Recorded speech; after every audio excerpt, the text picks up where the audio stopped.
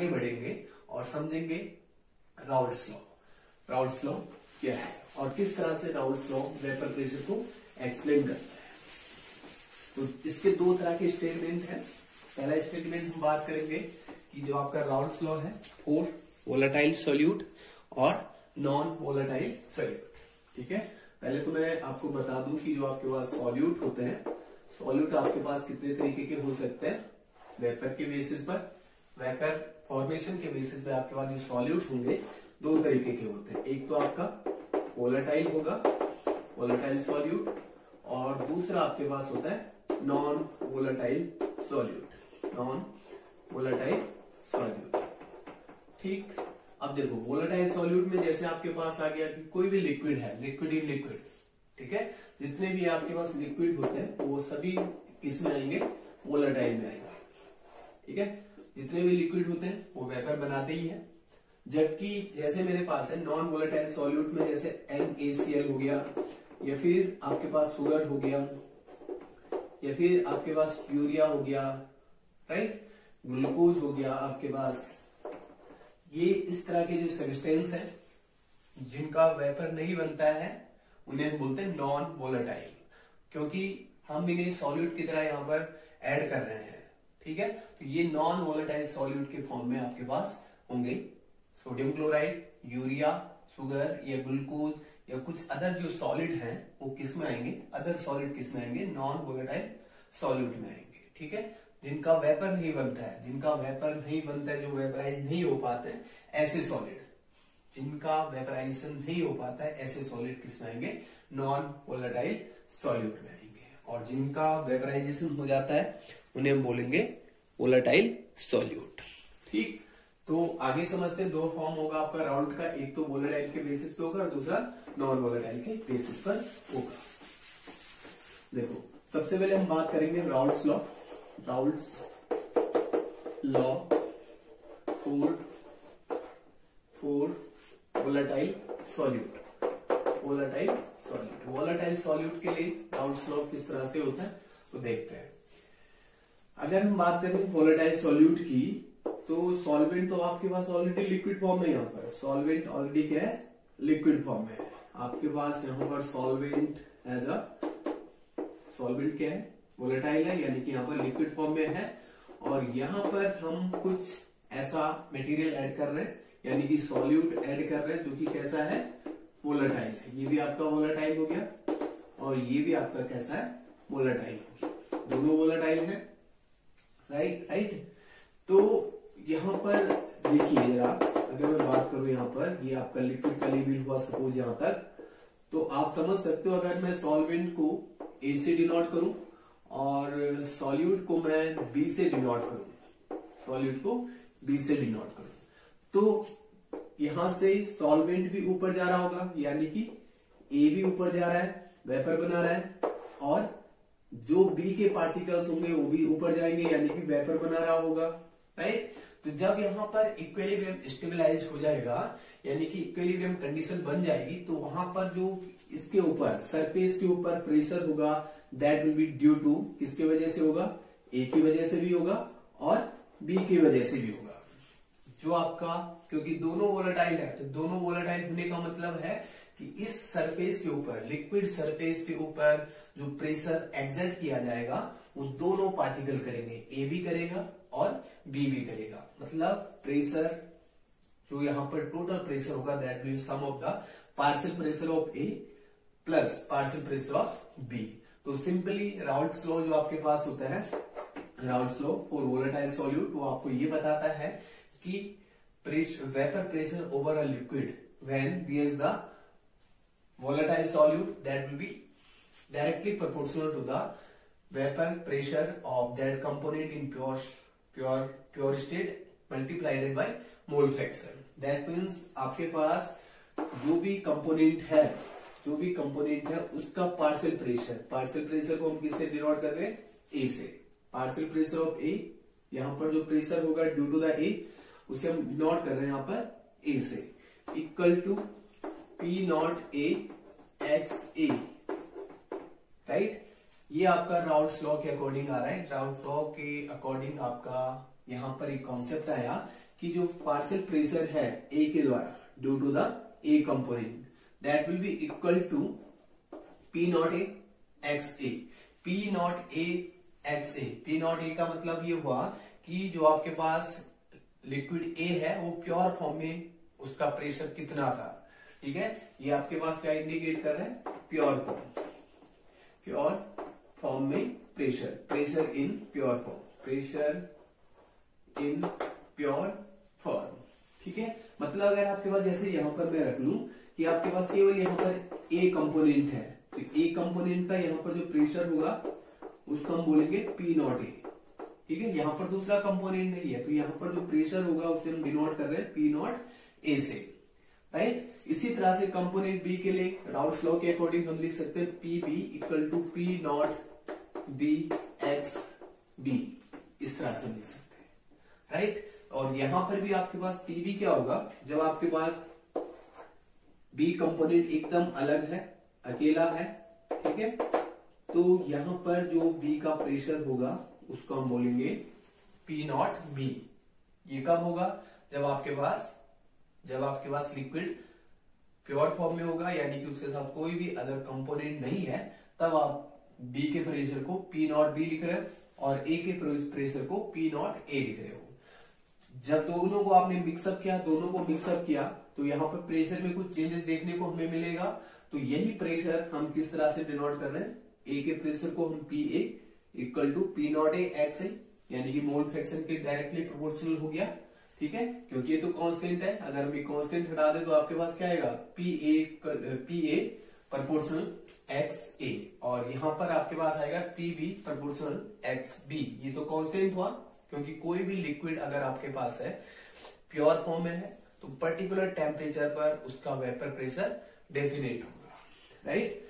तो अब अगर हम इन दोनों इक्वेशन को देखें, ये तो राउल्स लॉ के अकॉर्डिंग आ गया कि किसी भी कंपोनेंट का पार्शियल प्रेशर किसके प्रोपोर्शनल होगा, mole fraction of that component, right. और अगर हम टोटल प्रेशर की बात करें राउल्स लॉ के अकॉर्डिंग ही, तो टोटल प्रेशर इक्वल टू क्या होगा, pressure due to A plus pressure due to B, ये हम लिख सकते हैं। या फिर P equal to P A plus P B, यहां से हम रख सकते हैं, सपोज हम इसे लिख लेते हैं 1 और इसे हम कर लेते हैं 2, तो पी ए की जगह हम लिख सकते हैं यहाँ पे P naught A X A plus P naught B X B, ऐसा हम कुछ लिख सकते हैं, बिल्कुल लिख सकते हैं, राइट। तो ये आपके पास एक तरह से एक्सप्रेशन आया राउल्स लॉ के अकॉर्डिंग। अगर दोनों कंपोनेंट ए और बी दोनों क्या है, वोलेटाइल है, तो आपके पास इस तरह का एक्सप्रेशन आता है, और ये एक तरह से राउल्स लॉ का इक्वेशन हुआ। ये भी 1 2 3 ये सब 3 लिख सकते हैं। तो तीनों जो इक्वेशन है राउल्स लॉ के अकॉर्डिंग है, राइट। तीनों आपके पास किसके अकॉर्डिंग है, राउल्स लॉ के अकॉर्डिंग है। अब एक और कॉन्सेप्ट आप यहाँ पर यूज कर सकते हो, क्योंकि यहाँ पर मोल फ्रैक्शन का यूज किया जा रहा है, और हमें पता होता है कि जो आपका X A plus X B equal to 1, कहीं पर भी किसी भी सोल्यूशन में आपके पास जो मोल फ्रैक्शन का सम होता है वो किसके बराबर होता है, 1 के इक्वल होता है, राइट। तो मतलब ये जो आपका इक्वेशन आया यहाँ पर, इस इक्वेशन को हम केवल किसी एक कंपोनेंट के मोल फ्रैक्शन के टर्म में लिख सकते हैं। अभी तो दोनों के मोल फ्रैक्शन आ रहे हैं, एक्स ए एक्स बी। अब हम इस पूरी इक्वेशन को चाहे तो किसी एक कंपोनेंट के मोल फ्रैक्शन के टर्म में लिख सकते हैं, क्योंकि X A plus X B equal to 1।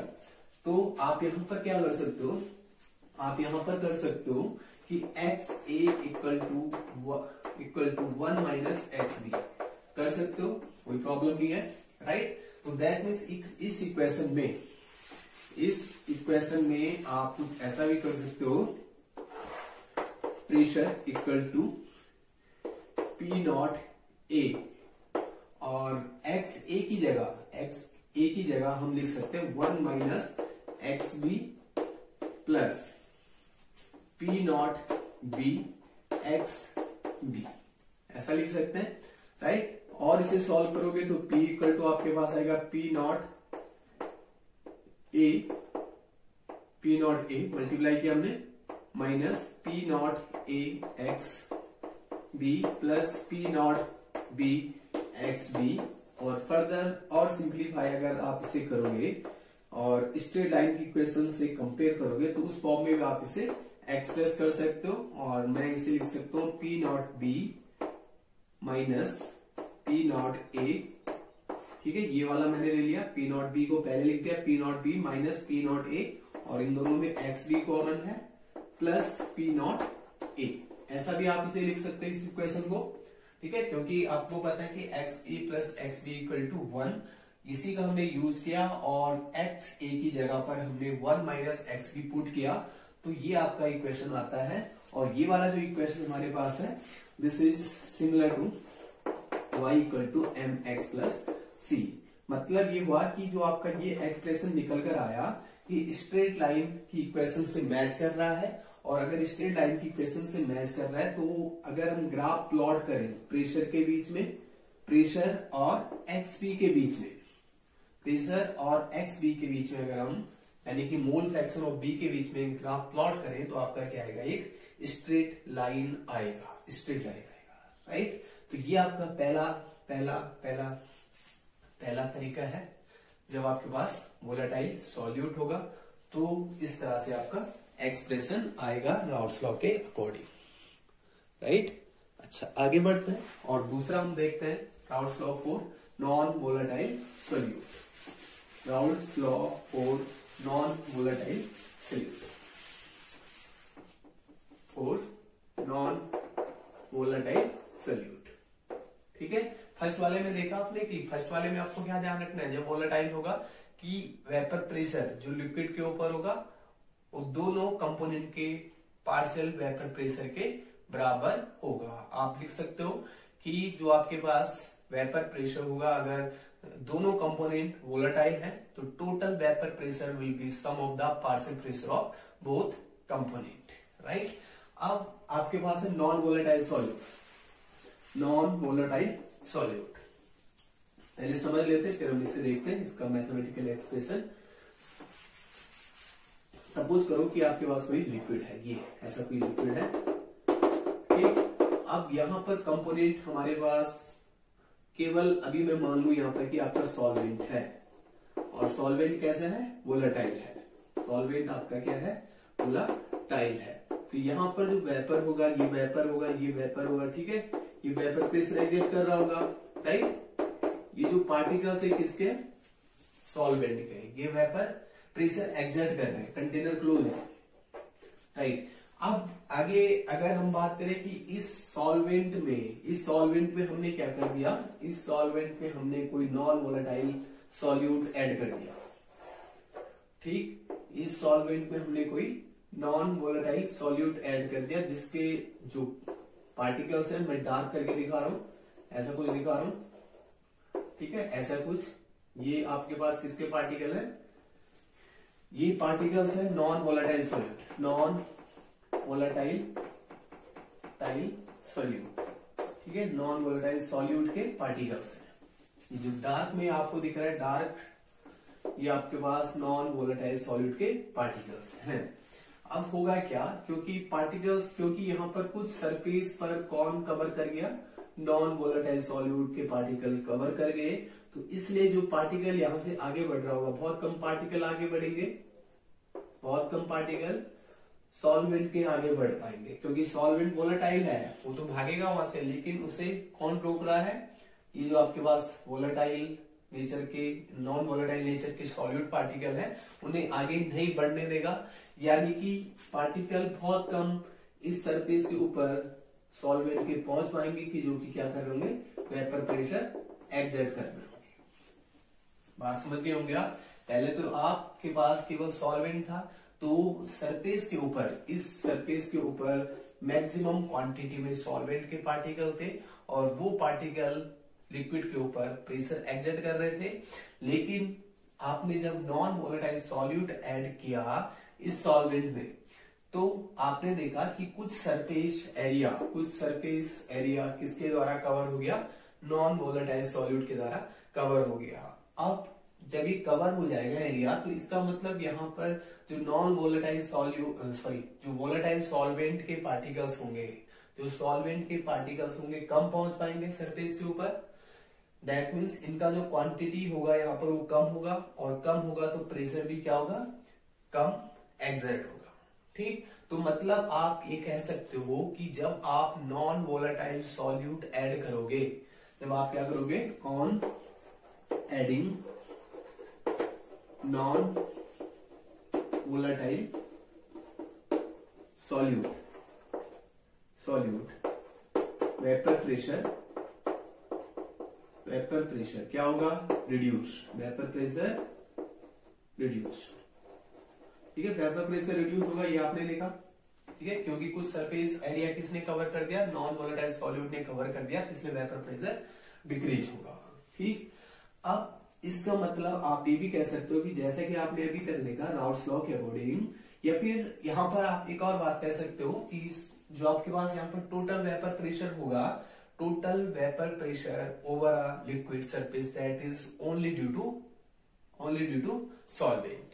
Right, statement में आप क्या लिख सकते हो कि vapour pressure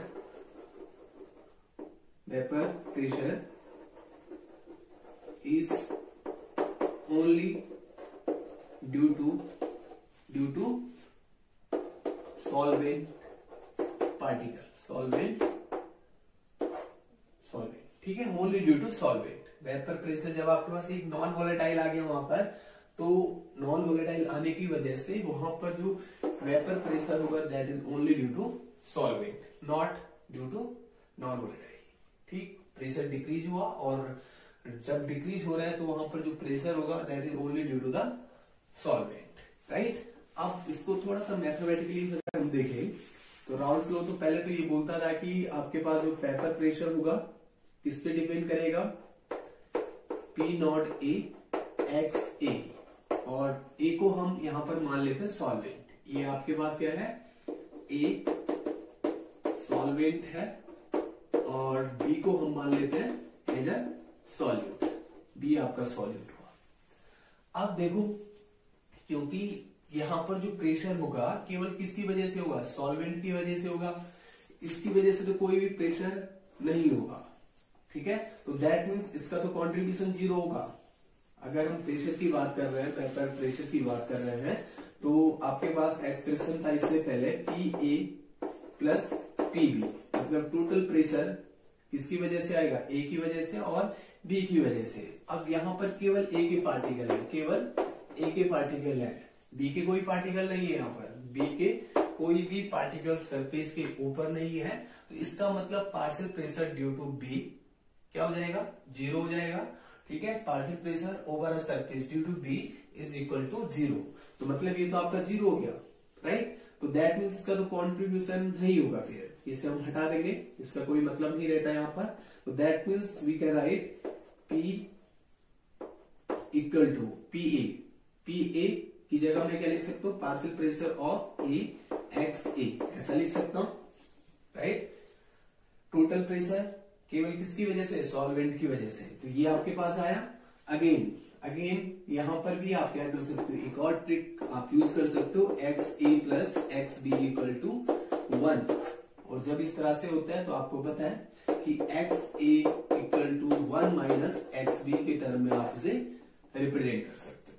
further P equal to P naught A X A equal to we can write 1 minus X B. Right, और इसी को और आगे सॉल्व कर देते हैं, और आगे सॉल्व कर लेते हैं। देखो, हम इसे कर सकते हैं आगे P upon P naught A equal to 1 minus X B. Right, P naught A, फिर मैं आपको रिपीट कर लूं कि P नॉट ए आपका क्या होगा, जो कंपोनेंट ए है, यानी कि यहां पर हमारे पास ये सॉल्वेंट है, सॉल्वेंट का प्योर फॉर्म में वेपर प्रेशर, प्योर फॉर्म में तो ज्यादा था ना। आपने देखा कि जब हमने ये वाला डायग्राम पहले बनाया हुआ था वहां पर पार्टिकल ज्यादा थे, और जब आपने दोबारा डायग्राम बनाया तो आप पर आपको दिख रहा है कि पार्टिकल कम है, तो वेपर प्रेशर तो कम हो रहा है, तो प्योर फॉर्म में वेपर प्रेशर ज्यादा था। राइट, अच्छा, अब इसी को थोड़ा आगे सॉल्व करें।